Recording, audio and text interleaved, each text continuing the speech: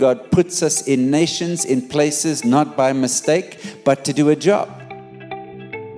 What if we opened our eyes to the needs of our colleagues, of our leaders, of our subordinates, and we were a priest on their behalf? Welcome to the Repurposing Business Podcast. My name is Brett Johnson. And I'm Len Johnson. And we're going to be talking about how to get our business into God's business. Our subtext is Let My Business Go, and we'll have guests from around the world. So thank you for joining us this week and every week on the Repurposing Business Podcast. Well, welcome to the Repurposing Business Podcast. I'm excited to be with Kim Wilson. Kim, awesome to have you today. Thank you so much. I'm excited to be here too and get this quality time with you. Fantastic. Well, it's going to be great for people to listen in on our conversation. I know Kim well, goes back a number of years since we met. Right now, you're in Seattle, in the Seattle area, right? I am. Great, fantastic. And Kim is the co-founder of Cocao Future. What is Cocao Future? Cocao Future is both a business and a nonprofit working in partnership with farming communities to create new food products out of cacao and hopefully future what are currently commodities down the road. Fantastic. That's great. Well, let's roll the tape backwards and go back to when we first got to know you, which goes all the way back to about 2004 or so, right? Kim, take us back. How we encountered you. We met at first because I was on a missions trip with my church in Mexico, building homes, and had been watching a carpenter build a set of stairs and asked the Lord on the spot, will you use my business skills the way you're using this carpenter, Lord? And it was a heartfelt prayer, but it was kind of just a real quick thing. And I wasn't someone that prayed and often. And 2 weeks later, I was invited to a missions conference at my church and met Kim Dowse-Edwards and heard about REAP. And I was like, oh my gosh, God answered my prayer. And was amazed because it was the first time that it was such a clear answer to prayer so quickly. So yeah. And then I went through the repurposing business training in 2005. Yeah, which sounds simple, but you drove all the way from Modesto to the Bay Area every week and back again. A long commute, right? Yeah, it was worth it. It was worth it, yeah. So that was fantastic. And then in September 2005, we went to Cape Town together. I remember that trip well. I think it was still the most luxurious accommodation we had any REAP trip ever. It was definitely a welcome surprise to missions trips for me. Yeah, that's right. And then it went downhill from there as you took many, many trips to India over the years, apart from Indonesia, India, and so on, right? Yeah. Yeah. Not that India was downhill, but certainly those accommodations could not be matched. What was it? It ended up being the second? Ivory Heights was voted, I think, the second top boutique hotel in South Africa or something. Yeah. Or in Africa. Yeah, got high awards. So yeah, that was a little over the top. That's right. Yeah.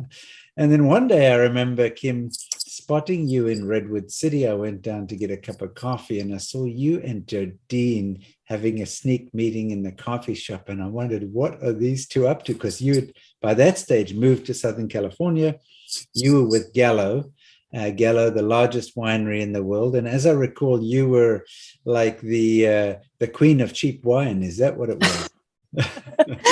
Well, by that point, I was, I had been involved with new product development with them, had also managed at one point their lower end portfolio, and then by the time I was talking to Jodine, I was working in a hybrid position between sales and trade development and trade marketing. Yeah. So let's loop back to Gallo quickly, because you saw some issues at Gallo. Had there been some change in leadership? There was a lot of churn and activity and so forth, and God gave you a way to address the problem. What was that situation? Yeah, so I for a while was leading a project management group that was leading all of the product and package changes for Gallo. There were about 200 active projects in our portfolio. And that number was double what it had been a couple years prior. And so we were missing product launches, missing timelines, making massive mistakes, people staying super late because all of those projects had increased in a very short period of time. And there was no additional staff for it. It was just more work.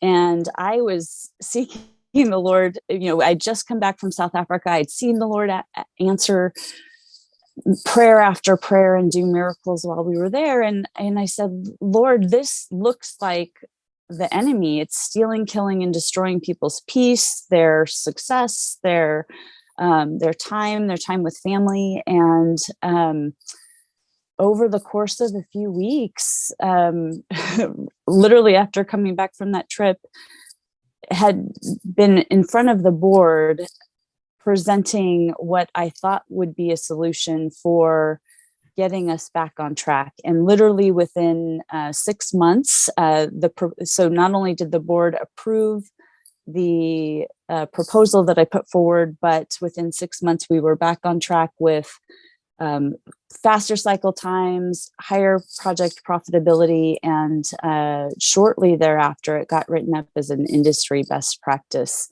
as well. And that was something specifically from the Lord, where again, I was like, Lord, I know this isn't of you. I don't know how to solve it. He gave the solution and got it through all of the steps, not only for our company, Amazing. but also for others. Yeah.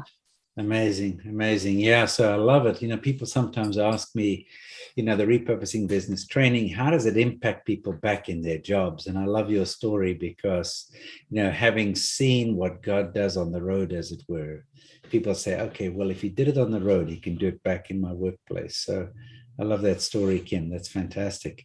Yeah. And so then fast forward to Redwood City, you were chatting with Jodine in the coffee shop. And shortly thereafter, you guys came back into the house and you said, I'm going to come and work with you for a year, but I want Jodine's job. She's agreed. I had no say in the matter, which was pretty normal. I think about that looking back, that I just came and announced that I was coming to work for you, and you somehow it was okay. Well, I was delighted. It was fantastic. It was an offer I couldn't refuse. Well, it was definitely just such a privilege to work with you for not just 1 year. Turned out to be about 6 years, as I recall. Yeah, that's right. Fantastic. And during that time, though, God began to speak to you about what you're doing now. Take us through that journey, because it wasn't all, Kim, here's the business plan. There were incremental steps. How did that work? Yeah, it was really neat to see how the Lord did that, because I think a lot of times people would say, oh, you quit this and then you did this. And that's not the way it worked in my situation. In 2009, I prayed another prayer, so I feel like God answered. Thinking back through my story, God answers so clearly. And so 2009, I had been reading a book on bonded and trafficked labor. And I asked the Lord, again, quite simply, can I be part of your solution? And shortly thereafter, over the summer, I had been praying and got a pretty specific word from the Lord that I would get back into consumer products. I had been in wine before and then had been working with you guys. And this is direct from my prayer journal. He said, something unique to be grown in that area, something that requires a lot of manual labor and can't be done with machinery. It can be packaged and is shelf stable, something that can be enjoyed both in the growing region and around the world. Something is natural and sustainable, seems to be savory, not sweet. Mm-hmm. And I had no idea what fit that description. Yeah. And then later that year, a girlfriend of mine had come back from some training on spotting human trafficking. And she said, Kim, did you know that 40% of the world's chocolate has slave labor somewhere in the supply chain? And because she would tell me that, because of course everybody knows I'm a chocolate lover. And I didn't know that, but I thought, I had just had cacao nibs for the first time and realized that they weren't necessarily sweet. And I went and looked back at that list from the Lord and realized that he was talking about cacao. Yeah. So that just blew me away. And I thought, this is the best ever. I go from wine into chocolate. Yeah. But isn't it an amazing thing, that there's a giant in an industry and we pretty much ignore it as people. We just, we buy our chocolate. We don't worry too much what the source is and so on. And now there's certainly a greater awareness around fair trade and environmentally friendly and all of that stuff. But even those labels can be confusing. But you didn't go to chocolate. God took you back to that word. And what happened next? Because you've got a vague idea. Cacao nibs, you're now coming in. How did it go from there to where you are today? Yeah. So, well, the funny thing was that also in 2010, while I was still working with you guys, as you probably remember, we were getting ready for the Global Day of Prayer. And, you often tapped me to do the product development with God teaching. And the premise of that, for people that aren't familiar with it, is that, God is still in the developing new products today and wants to reveal those things to his kids to make the world a better place, for lack of a better term. And so I was teaching on that day, and the Lord said, I want you to share your chocolate example. And up until that point, I had been real quiet about chocolate. And so I argued with him a bit, and, as often happens, I didn't win the argument. And so I went ahead and shared that day, that, if God were to develop a chocolate brand today, he's not bound by anything that exists today. And so it would be good for your heart. It wouldn't have any slave labor in the supply chain, and it wouldn't melt in India. And little did I know that I was prophesying over my own future product that I would launch. And I just laughed years later when I realized that that's exactly what happened. So what we do now is, then again in 2012, he gave me a little bit more insight again during that session. So I think anytime you need somebody to teach that session, Brett, I'm all in. I'll take you up on that. Yeah. Right.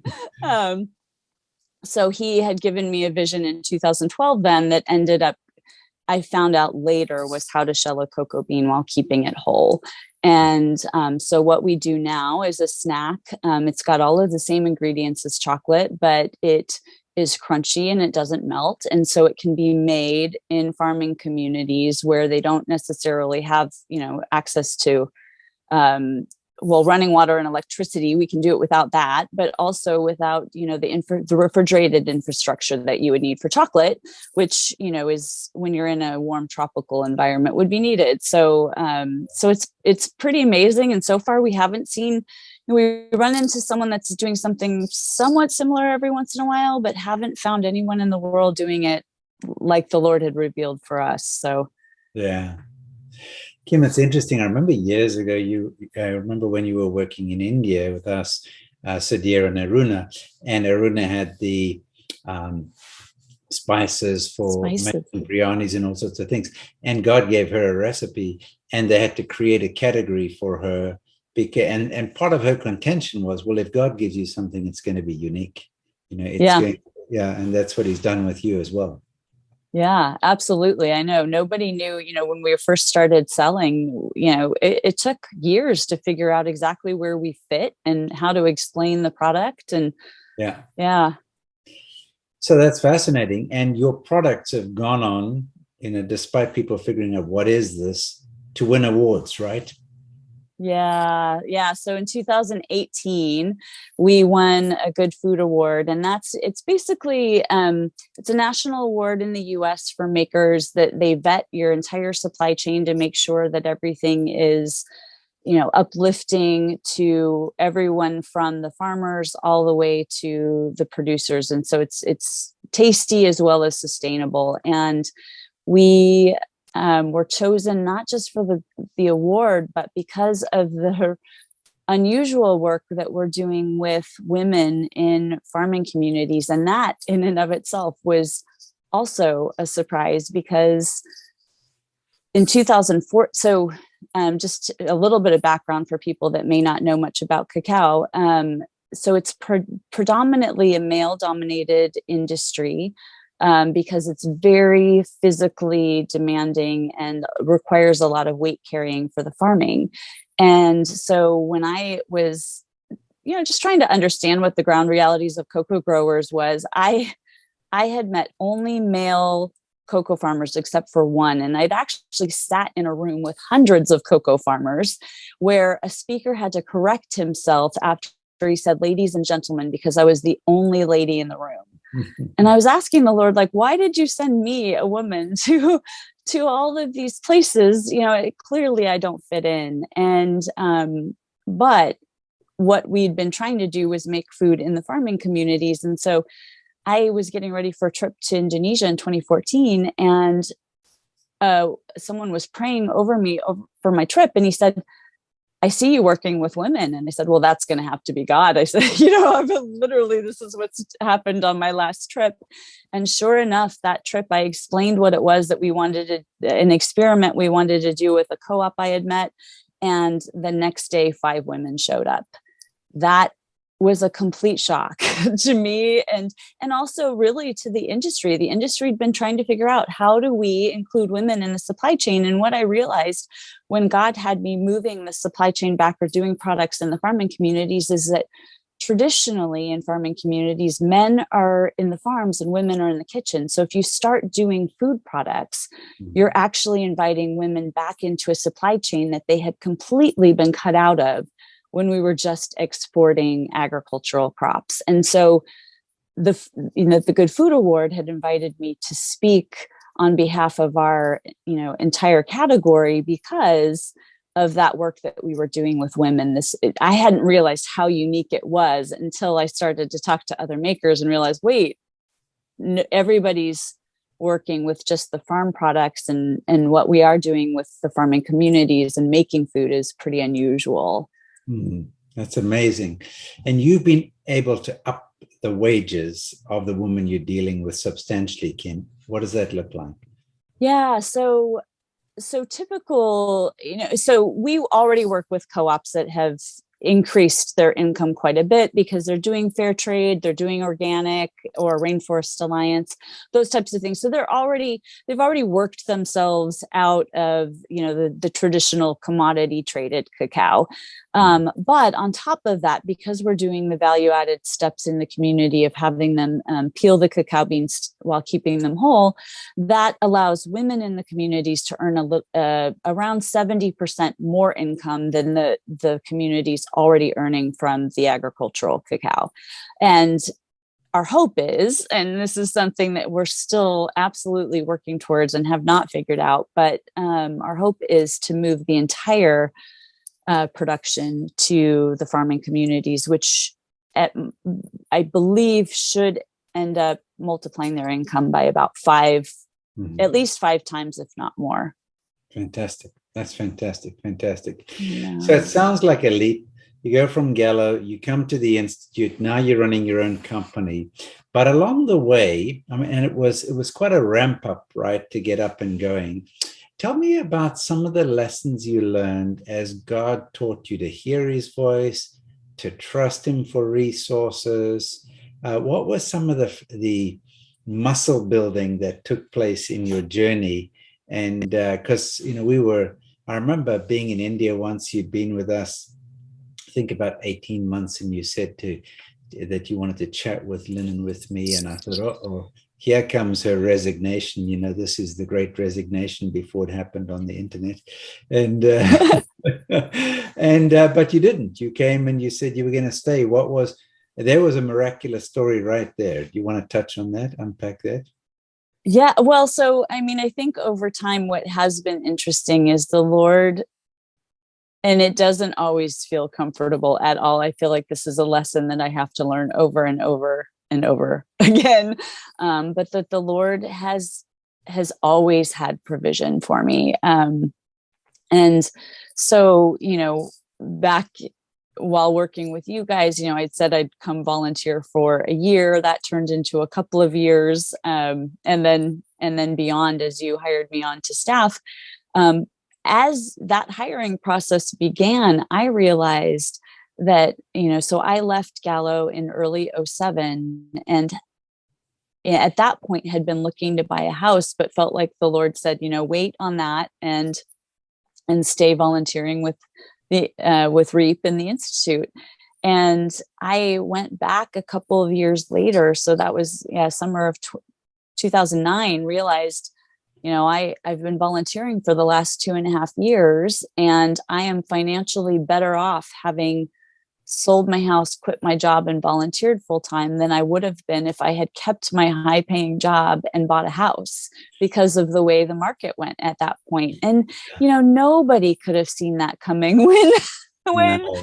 I started working with you guys. And, it seemed like a very irresponsible decision. I knew it was with the Lord, but clearly the Lord spoke there and then confirmed that. And then time after time, even you were mentioning on one of your other podcasts with that, when a little boy came up to, I think it was George Mueller, and gave him a few pennies. And I remembered that story as I was in Indonesia on the ground, when I felt like the Lord had told me to go and learn the farmer group realities. I was waiting in line at a food stand on the side of the road and asking the Lord, I said, you said you would provide for me. I'm here and I don't have enough money to be here right now. And that doesn't seem like you. And there was a miscommunication with me and the gal that was selling the food, and a guy in front of me who spoke both English and Indonesian said, I'll buy her lunch. And it was, maybe 80 cents, something like that. And, I was ready to pay. I said, no, that wasn't, this woman was just scared to talk to me because I was white and I was in an area where that wasn't normal. And I just knew right then, similar to the George Mueller story, I'm like, okay, God, you've got it. But since then, it's the journey of an entrepreneur. You've warned us that it's a life of faith, and I live it on a daily basis. And I would say that last year in particular was another real challenge. So, up until last summer, I had been largely living off of some savings that the Lord told me to set aside for this business. And around last May, toward the end of the month, I knew my runway was going to run out. Yeah. And same month, so early part of May, I found out I was going to need to move on 2.5 weeks' notice. Yeah. So I had no place to live, no income, no deposit, to get a place to stay. And, I think a lot of people didn't realize at that time, I had looked for places to live over the years in Seattle, but last year was, depending on when people are listening to this podcast, may or may not remember, we were in the middle of the pandemic. Yeah. We still had a rent moratorium in Seattle. Seattle's had a housing crisis for quite a while because the rents have gone up so quickly because of all the tech coming in. And on top of that, you had, people that normally would have rooms for rent were filling with home offices or with kids studying from home. And so there was just literally nothing on the market. And I had a list of things, not only was I moving myself, but I was moving my business, had been co-located with my home, FDA approved, all the stuff I needed for my business. So it was not an easy thing. And I made a list of what I thought I needed, and it looked totally impossible with my budget. And, not to mention the fact that I didn't have a deposit or anything for a traditional rent situation. And the Lord literally answered every single thing on my list. It looked so impossible. And not only did he do that for my housing situation and for the office situation, but above and beyond things that I wouldn't even a thought to ask. Like, my home has a gorgeous skyline view of the city of Seattle. So I wake up in the morning and it's just like, good morning, Seattle. It's, I've had friends come over and say, and it's an intercessor's dream because you can just pray over the whole city so easily. And I would have never dreamed that I could afford something like that. And then same with the office, our warehouse space used to be at a separate place from our office. I found a wonderful office situation with an attached warehouse, everything that we needed for the business to grow. And fantastic. Yeah. Yeah. I remember back in terms of some of your early provision stories. One was you driving down Southern California and running out of gas. Remember that? Or getting close? So I didn't run it. So interesting. Yeah. So that story was amazing. So I had done that trip between Northern and Southern California, like countless times in that car. I knew exactly, how much gas I needed, and I could barely make it on a tank. And I was leaving the Bay Area and actually was at a time where I felt particularly tight financially. And as I drove home and I came down from the Grapevine, the gas gauge kept going up in my tank. And that tank, where normally I got almost exactly 300 miles, to the mile, that tank I got 470 miles. And I racked my brain, like, did I stop for gas at a time that I don't remember? And then I'm like, but no, like the gas gauge was literally increasing as I was coming down the hill. Like, that was, God multiplied the gas in my tank. I had forgotten that story. It's amazing, right? And you'll remember also with Cac and Huey, our friends Cac and Huey. Huey had signed up for training, but he'd become a believer. And God told him, you have two gods, technology and money. You need to quit your job and leave your technology behind.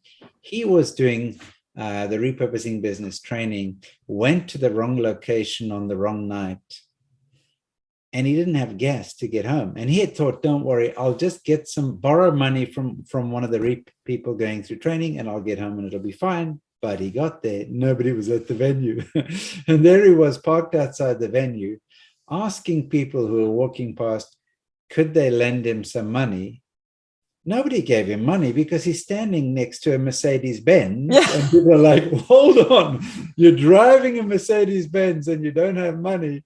So nobody gave him money. So he called CAC and he prayed. And while he drove down the 101 freeway, the gas tank went up and she got on her knees. She saw it in prayer go up. He saw it physically go up. And he got home just fine. Yeah. So amazing story. I'm sure many people would want that right now with California gas prices. Yes, they're $6 a gallon. It's a good prayer to be praying. That's right. Yeah. It's less than $4 in Tennessee, but still that's double what it was when we got here, I think. Yeah. So, but the car journey itself was also quite amazing. We saw amazing generosity among the REAP community, people giving to each other as God prompted them. And often there was a domino effect, a cascading effect. And you got caught in the middle of one of those around a motor vehicle. What happened with that, Kim? Yeah, so that one, a remarkable story. So I had an older, not a totally old car, but at a VW Passat that was starting to have some trouble and was not passing smog and did not have the money at the time to do the repairs that were necessary. And so Lynn had, at a big weekend, speaking on generosity, as she so often does, had, without my knowing at all that she was going to do this, said, we need generosity in our own community. Kim Wilson needs money to repair her car. And in the meantime, I had been sensing a little bit more from the Lord, like I was supposed to give my car away. And I told him, I said, Lord, this isn't a very nice gift if it needs these repairs. And so I started praying real specifically, Lord, if it's you and I'm going to give it away, make sure that it's to a mechanic or someone that has access to a mechanic, and just, but wasn't quite sure, and was praying one particular morning and said, Lord, I really need your confirmation. Do you want me to give my car away or not? And Annie Gaudette emailed me that day and said, hey, some money's coming for your car. And I thought, well, the Institute can't buy me a car, but that was the confirmation that I needed. Yes. So I had been hearing in prayer the name David, and had also felt like the Lord told me to call my cousin Michelle. I called my cousin, asked her if she needed my car or if anyone in her family needed my car. She said no. And I felt like, gosh, I feel like such a jerk, and I didn't hear the Lord correctly. And this is such a weird situation. And I asked her, I said, is there anyone I said, I really felt that I was supposed to call you. Do you know anyone that might need the car? And she said, not that I can think of. And then the next day she texted me back and said, Kim, I thought of a friend that needs your car. Would you mind if I give him your number? His name is David. And I was like, okay, Lord, game on. Here we are. Like, that's the name that you gave me. So this guy was going to have to go through bankruptcy, and by me giving him the car, he got some counsel from some folks around him, that they thought he could probably avoid bankruptcy. And so gave him the car. He happened to work for a mechanic. He happened to live in the state of Arizona. So a car repair that was going to cost $3,000 in California was $200 for him. Yeah. And in the meantime, I had, been asking the Lord, I said, I just want a reliable car, like an old model Honda, 4-door beige, so I don't have to wash it very often. and so right around that same time that I had offered, that I think I had already committed to give away my car, then I received a call from Joanne Chun, who was part of our community at the time. And she said, I feel like God told me to give you my car. And I was like, oh my gosh. And so we hung up the phone. I was in the Bay Area at the time with you guys in the home office, and I hung up the phone and said, oh, I'm so excited that I'll get to know Joanne on this upcoming trip that we had going to South Africa. And everyone just got real quiet. And you guys had said, well, she's not sure if she's going to go on the trip. God told her all the money would come in for her trip by today. And then I realized the people that had donated to Vine for my car, that could go for her trip, because that was the money got redeployed for our missions trips. And so it just went round and round and round. And then I found out on the trip, I hadn't even asked her what kind of car she was giving me, because she had offered me a car. I wasn't going to decline. And then I found out on the trip, it was a 2001 Honda Civic, 4-door, beige, just what I had prayed for. And and so I still drive it. It's 10 years later, and it's still my car. It's been so reliable. Amazing. And that was an amazing trip as well into South Africa, and amazing to have both you and Joanne on that trip for various reasons. Yeah, that's amazing. I love it. I remember once sitting in that office and writing a little devotional or blog post, Save the Postage God, because remember in the office when I think it was Rebecca was sitting there, and person A gave $100 to person B, they gave to each other. I thought God could have saved the stamp, but yeah, it was amazing how people gave to each other, and the cycles of generosity. And we have so many stories around that. But back to your story, it builds faith that God is going to provide, is going to come through. And so, but I also like the thing of obedience, and we'd seen that before with some of our executive intensives where you were involved in the very first ones, people who felt compelled to give something, and then that sparked a whole cycle of generosity. So that's amazing. Yeah. Good. Yeah. Good. I often think about all of the details that God is in with that. And, you've seen it way more than I have, but just tracing that he prompted this gift to this person, to that person. I mean, it just, the knock-on effect is amazing. Yeah, no, that's right. That's right. And we saw that specifically with the one executive intensive when Lynn was speaking on generosity again. And one of the participants just said, I can't think of being generous because my business has taken a dive and I'm thinking about groceries for the family, not generosity. And Lynn's response was, okay, what are we going to do? And so people gave him cash, gave him IOUs, everything. He was very uncomfortable about it, but he came back the next day and said, you guys just bought a Corvette because I have a Corvette that I tried to sell, and the top price I tried to sell it for, and then I dropped the price. Nobody wanted to buy it. But the money you gave me is the top price I asked for the Corvette. And then one of the participants, Victor, said, no, you have to ask God what he wants you to do. And he felt to give it back to his dad, who had given it to him when he was a teenager. It was just like another, the giving cycle continued. And his ending story was interesting because he still was, now he had money, helped the family for a while. But shortly thereafterwards, he got an unusual answer to prayer, because when he had a lot of money, he got a phone call from the Ducati dealership once to say, hey, you need to come pick up your motorbike. He said, what motorbike? They said, well, you paid for one a long time ago. It's arrived. And he'd forgotten that he'd paid for the thing. When he had so much money at that point, fast forward, he doesn't have money for groceries. Anyway, lo and behold, he's driving down the road in San Francisco one day, and he gets hit from the back on his Ducati motorbike.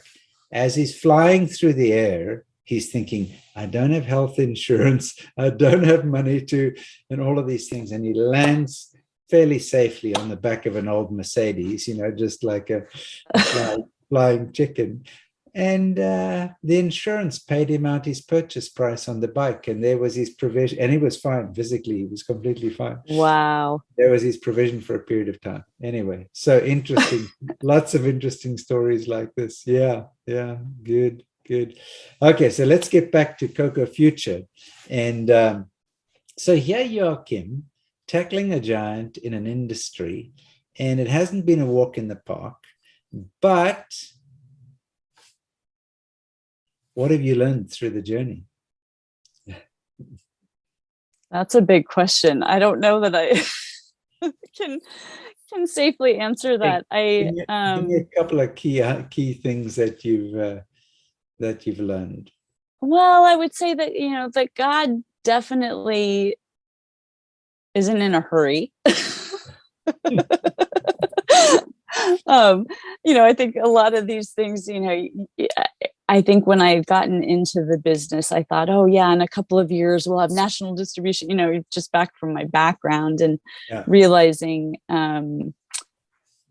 that he's also not afraid of our mistakes. I think, I've been slow to figure out quite a few things in terms of prayer. And then also, even with the last few years, our goal has always been to make things in the farming communities. And there's just been obstacle after obstacle to do that.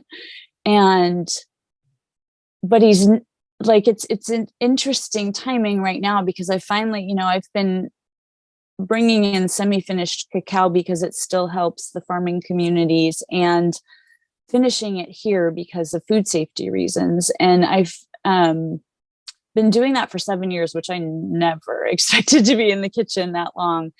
But I was realizing that the Lord's been really faithful in terms of, not having us grow to the point where I would be spending a lot of time in the kitchen. And I was just realizing, that really is a gift and a protection from him, because it's forcing me then to redefine what does it look like to help, or not help, because we're not, but to support and remove obstacles for additional groups beyond just two. And what does it look like for true thriving in an industry where for 500 years we've been extracting an agricultural commodity and the folks that are growing it in many cases don't even eat any of the product locally themselves. And that's not, Yeah. I mean, I'm not God, but I can't imagine that that's his intention.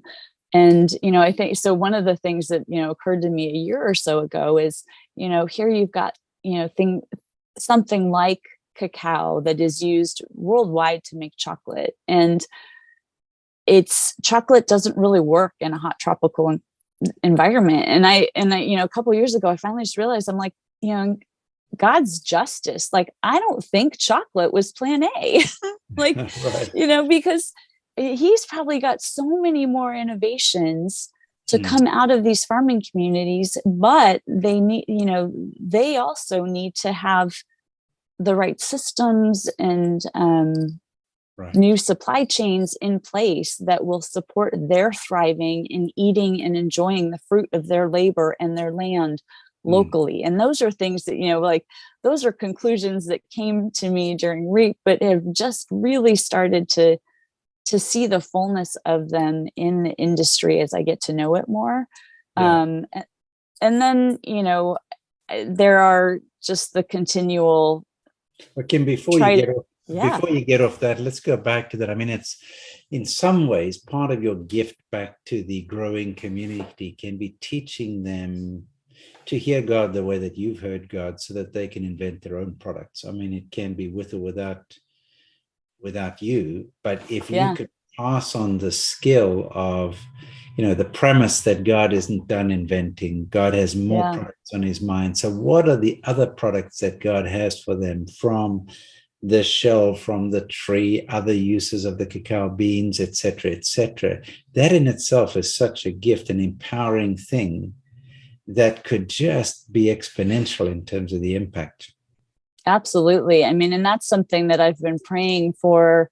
And I think, most any of the intercessors praying with me have been praying since the very beginning, because that, I do believe the innovation will come. I think it was God's grace and his gift to me to give me one product idea, but I think the vast majority, if not all the rest of the product ideas, will come from the farming communities themselves. Absolutely. They're so talented. They're so, they just, it will. And it'll come from the women too. They're so brilliant. Yeah.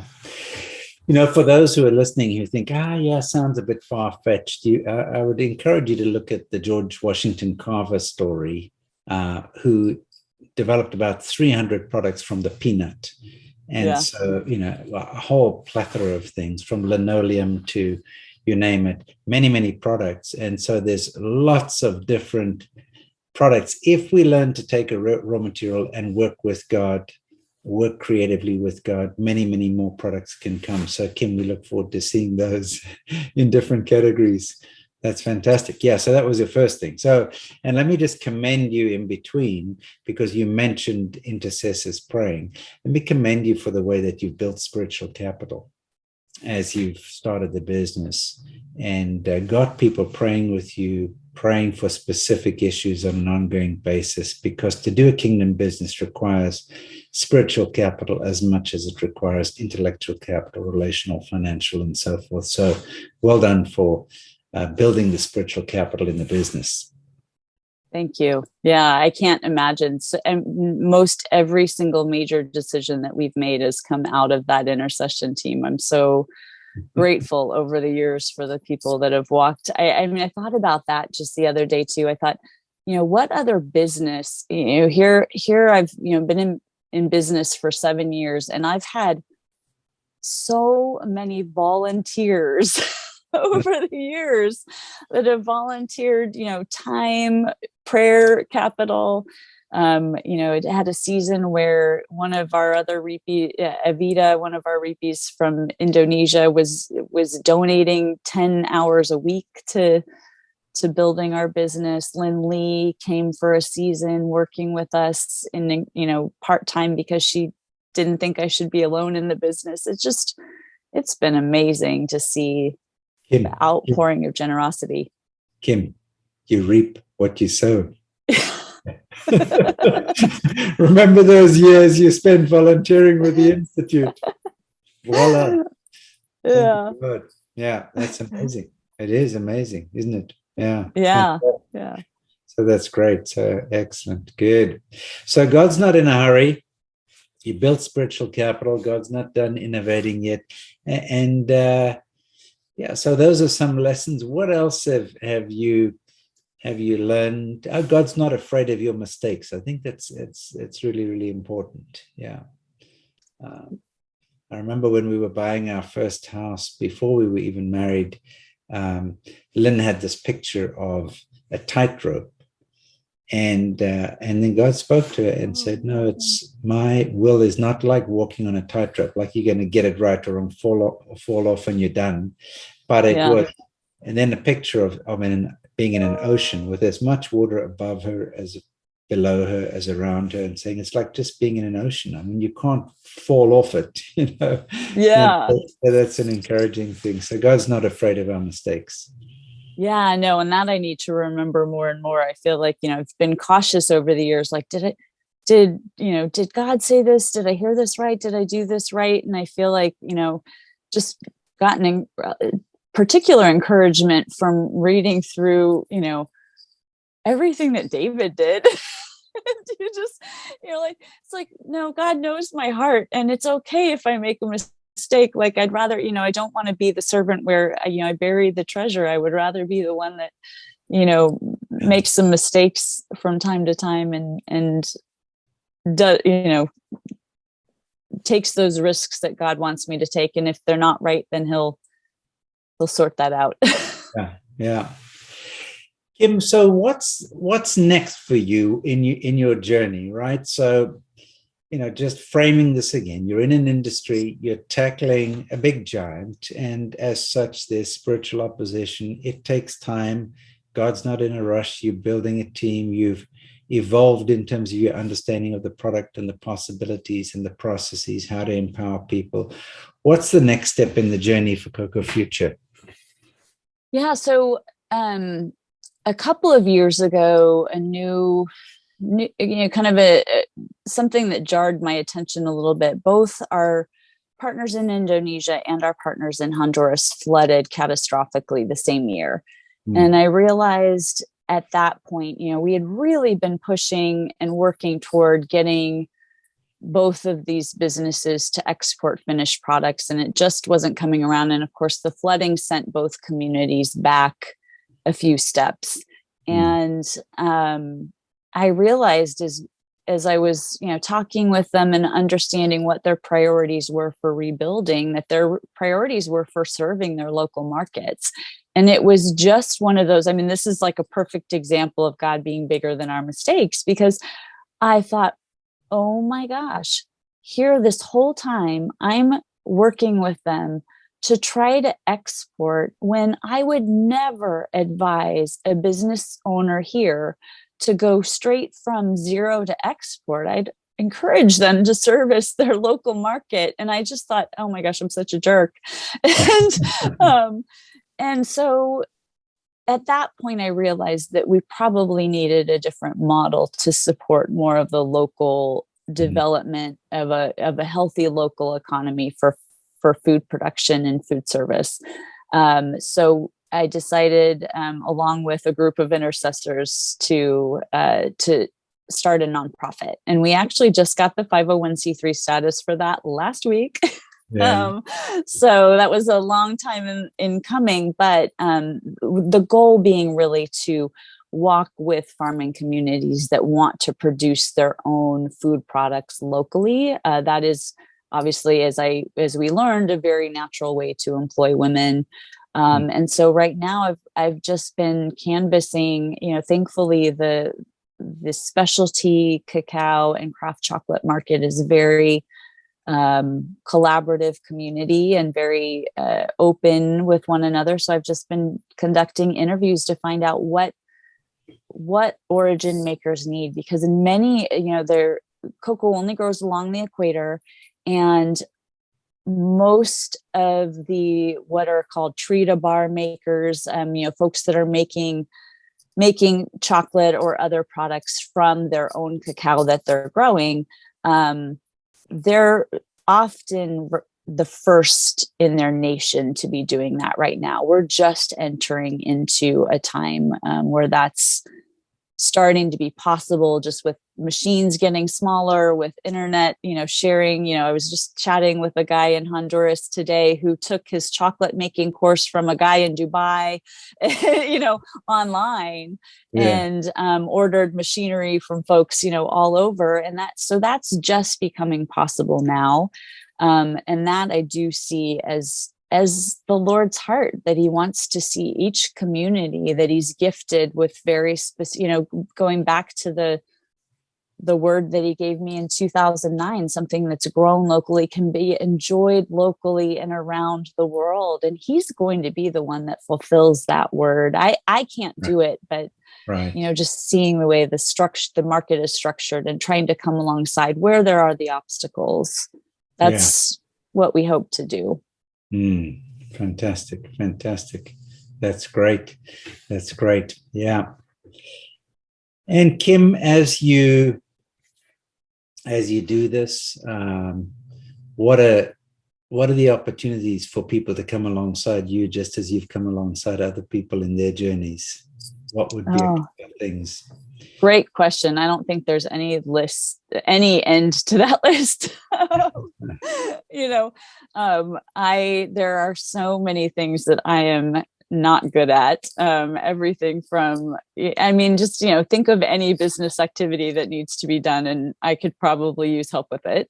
As can the people, farming communities that are trying to build their own businesses can use that assistance as well. Obviously, folks, if they don't, have time that they want to share, obviously income into the nonprofit would be super helpful right now. So we can, the neat thing is there are quite a few people that are willing in craft chocolate that are experts in the areas that folks need it, that are willing, but, could use additional income. They can't just volunteer all the time.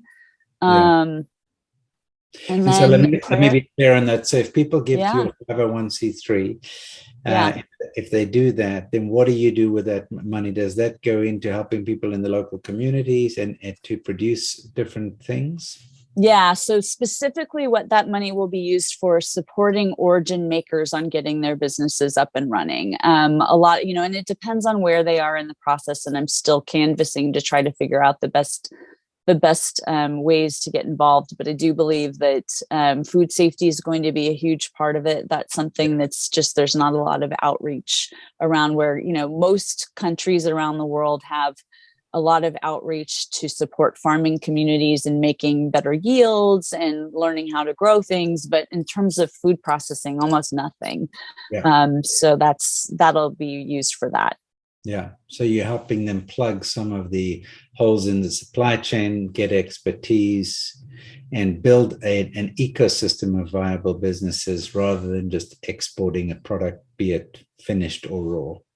Yeah, exactly. Right. Fantastic. So it's Nehemiah's job of rebuilding the wall versus Ezra's job of rebuilding the temple. Like an individual export is like, that's great, but it's got to be within a context that's a safe, sustainable context. Yeah. I like that analogy. I hadn't thought about that. It's in the Bible. Yeah. Yeah. Great. Excellent. That's fantastic, Kim. So people can get involved financially. They can reach out to you and say, hey, I love what you're doing. This is what my passion is, my skill set, and so on. Yeah. And so they can also buy snacks. Yeah. Okay. So how do they do that? So we have a website, goodking.co, and we sell predominantly a product called snacking cacao. It's all the same ingredients as chocolate, but a crunchy snack that doesn't melt. So it's perfect for summer and road trips and hikes and things like that. So it's a fun product, pretty healthy for you too. So that was one of God's requirements to me. Talk about things that we learned from God. Healthy. Healthy, Yeah. exactly. Yeah, exactly. So we just took a bunch of that off to South Africa and shared it with the people who went through the Transforming Society training with you. They loved it. Everybody in South Africa wanted to know how could they get it in South Africa. So yeah, they're very, very keen. Yeah, so it was a big hit over there. Well, So yeah, hopefully we'll be able to work with a partner on the African continent soon. Maybe Madagascar for our yes, friends in that's right. Madagascar. Yes, that's right. Yeah, that's right. That's fantastic. Good. Well, Kim, so we go to goodking.co, order the product for yourself, get the sample packs if you're not sure which one is going to be your favorite flavor, and just get a bunch of those. And then they could get behind your nonprofit and just learn more about you by reaching out to you through your website, see what you're doing. Kim, just want to commend you for the work you've been doing the many years. And I love the fact that you've had people volunteer time back to you since you volunteered so liberally on your own. Give finances back. You gave finances so generously.